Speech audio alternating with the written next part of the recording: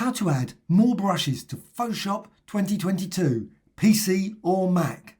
Go to the Window menu and Brushes. With the Brushes panel displayed, go to right side menu and click and down to Import Brushes.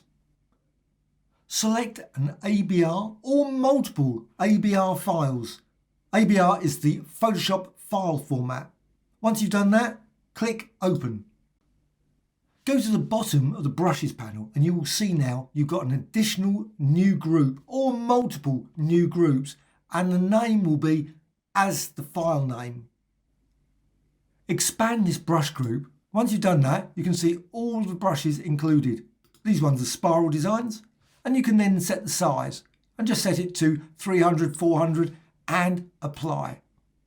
You can also go to Window and Brush Settings, and you can see all the various shape dynamics, scattering, etc. And you can modify your brush in countless ways.